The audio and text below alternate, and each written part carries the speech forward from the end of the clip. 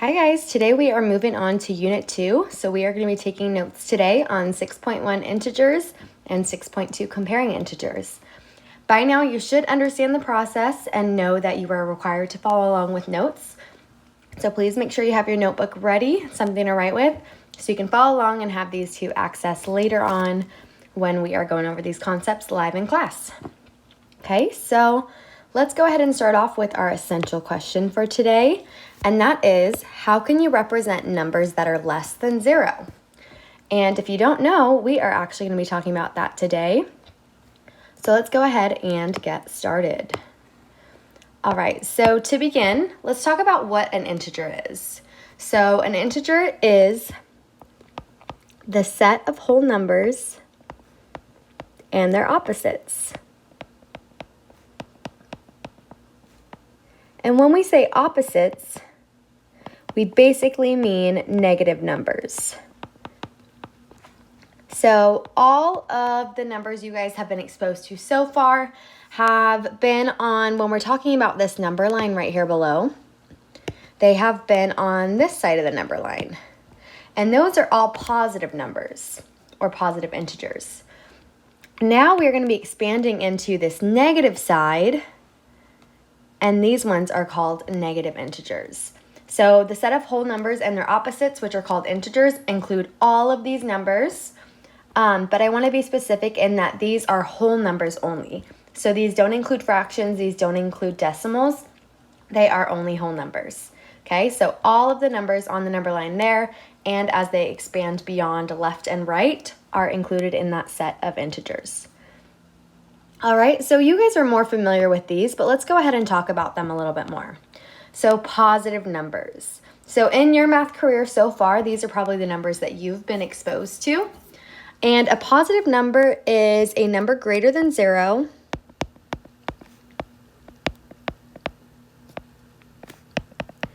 and we usually do not represent these with a sign, but you can. So they can be written with or without a positive sign. Usually we do not. So they can be written with or without a positive sign. But we usually do not. You will not usually see positive signs written with them. And remember, the positive sign looks just like what's in these parentheses, just that little plus. Okay, so those numbers are always greater than 0. They can be written with or without a positive sign. Okay, so when we talk about representing these positive numbers, sometimes we'll have a word sentence and we'll have to identify if the number is going to be a positive integer or a negative, or in some cases, even if we're going to add or subtract, which will still represent the positive and the negative integers. So some common words to represent positive integers are words such as gain. If someone gained, well, especially when we're talking about money or funds, if someone gains something, that would be a common word for positive. We can say up. Sometimes in a real life situation, we're talking about someone climbing, maybe an airplane going up. That would be representing a positive integer. If we say add, that would also be representing a positive gain. Let's see. If you see a word such as, we can even say positive, that would obviously represent positive. Gain, up, add, increase. I'm sure there are many, many more, but those are a few examples of words that would represent positive numbers. And maybe we can see some more in our examples. All right, so let's go ahead and move on to negative numbers. You can probably kind of get the gist. So a positive number was one greater than 0. So a negative number must be one less than 0. A number that is less than 0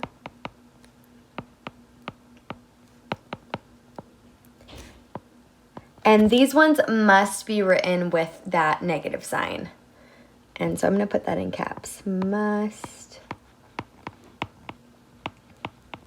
be written with negative sign. And that is just going to look like a minus. So I'll put that right here in the parentheses for you. It's just going to look right there in that minus. I put it in the parentheses just so you could identify it, but usually you would not write it in parentheses. You would just put it wherever it is next to that number. Okay, so a negative number is a number that is less than 0 and must be written with the negative sign. So as you look up here back at this diagram, the negative integers are going to be the ones when we're talking about a horizontal number line to the left, whereas the positive ones are going to be the ones to the right, and they increase as we go right. I'm going to go back here and write that. So they increase going right, and they decrease going left. That's all values on the horizontal number line. Okay, so some common words for a negative number. So once again, once we see these in a real life example, we can say a loss or loses.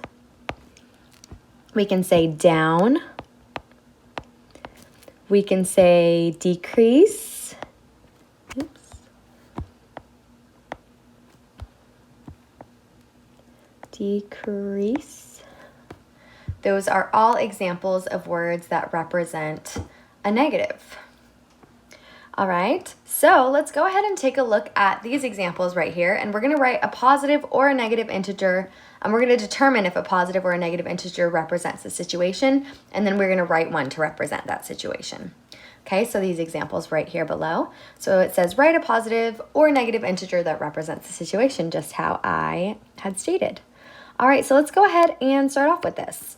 So what this says is a hiker climbs 900 feet up a mountain. So let's identify our keywords. Up, we see that in the positive, and 900. So in this case, it would be positive 900. And usually with positives, we would not write the plus sign, but remember, it's not wrong if you do. But in this case, since we're identifying the difference, I am going to write the positive signs. All right, you have a debt of $24. This is a word that we can add to the negative integers because debt actually means as if you owe it. So it's money you do not have, you owe it. And that would represent a negative word. And our value is 24. So this should be negative 24. All right, a student loses, let's circle the keyword, 5 points for being late to class. Always be on time. All right, minus 5 points to that student. And a savings account earns $10. We can add that word to our list of positive words, earns, because as if you're earning for chores, that is going to be a positive number, positive 10. All right. So just want to be clear on this concept right here. Two numbers that are the same distance from 0 on a number line, but on opposite sides of 0 are called opposites. Okay, so I'm going to highlight that because that's a big idea here. So these are called opposites. So for example, let's think of an example of opposites on our own. So I am going to say, oops, I am still writing in highlighter. Let's go back to this. So I'm going to say graph the integer and its opposite.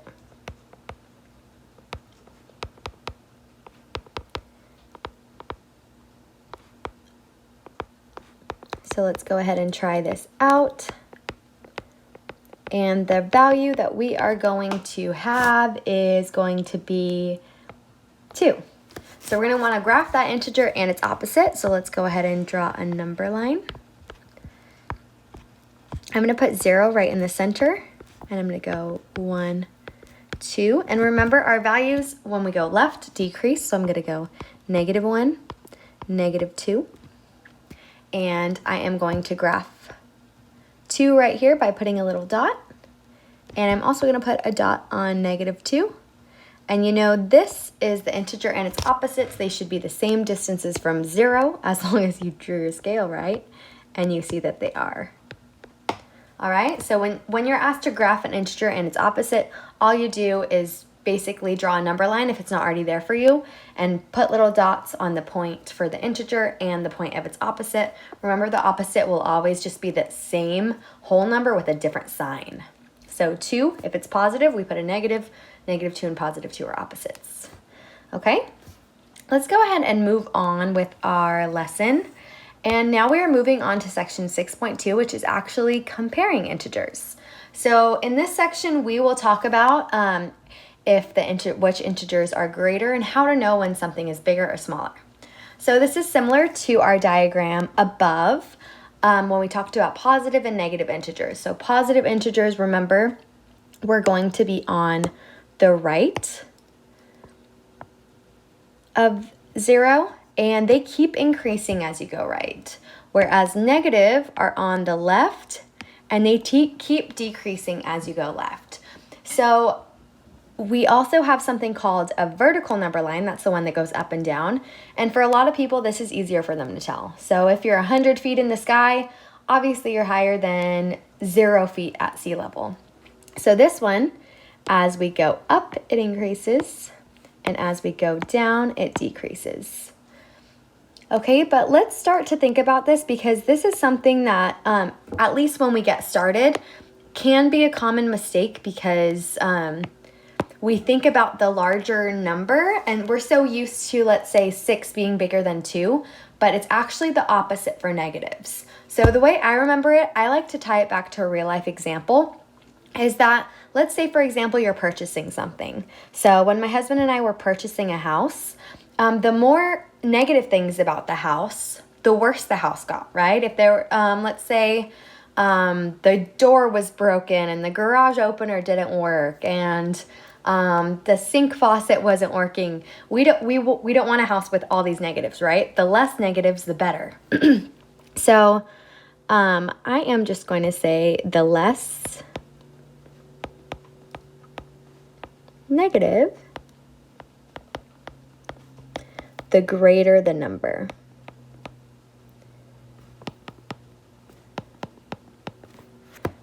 Okay, so think about when you have plans with your friends. If you have plans with your friends, you're going to want to do something that's the most fun, not something that has all these negatives. So you're going to pick the one that in this case is actually greater. So the less negatives, the better it actually is. All right, so move more toward the positive. Okay, so now let's actually try comparing these numbers. So in this case, we have -3 blank -2. So we're going to use the greater than, less than, or equal to signs here. So -3 and -2. When we look above over here on the number line, we could see that -3 is more to the left than -2, which is right here. And also remember, the less negative, the greater the number is. So in this case, remember, our mouth always wants to eat the bigger value. In this case, -2 is the bigger value. Remember, it is greater. The less negative, the greater it is. All right, now in this case, +6 or -6. I am going to write a little thing right here. Positives are always greater than negatives. So positives will always be greater than negatives. So that one's a no-brainer. All right, so positives will always be greater than negatives. So in this case, our mouth wants to eat the bigger one, which is +6. All right, -2 and 0. Same thing with 0. 0 is actually considered a neutral number. It's neither positive nor negative. But of course, it's still going to be more right on our horizontal number line, which means it's greater than -2. So 0 is going to be greater. -5 and -10. Remember, the less negative, the greater the number. We want less negatives when we're buying something important. So we're going to say -5 is greater. And in this case, once again, we have -4 and +4. Remember, any positive number is going to be greater than negative number. So +4 is going to be that value right there. All right. So if you need any extra examples, remember, you can always rewind, go back, and that way you can have an extra example. But let's finish off with these last two. So now we're actually going to order these integers from least to greatest. So we should know that least is going to be a negative number. And remember, the bigger the negative number looks, the actual less it is. It's like opposite rules to positive. Okay, so here I see -4. That is actually going to be the least number because the more negatives, the less negatives, the greater it is. The more negatives, the more negative it is. Okay, so -4 first, then it looks like -3, then we're going to go -2. And from here, all of our numbers are positive. Remember, of course, you use the same rules when you're ordering, which is the smaller the positive, and then you build up. So 3, +3, and then +4. All right, we got them all. Let's move on to this next example. Once again, remember opposite rules for negatives. If it's a bigger negative number, it's actually less. So -20 is going to be the smallest number. Then -10 is going to be that next smallest. Then -5. And in this case, we are left with just positives. You guys should already know how to order those. We're going to do the smallest one first, which is 15, and then 25. All right, so that is how you order. Keep in mind, remember that the negatives, the bigger the value is next to the negative, actually the smaller it is, because we don't want all of these bad things. If there's all these bad things when we're purchasing a house, we're probably less likely to get it. That house is worse than the other one that has just maybe one negative thing. Okay, so hopefully this video helped to get you on track for our lessons this week. Make sure you have your notes handy, and we will go ahead and practice when we are in person. All right.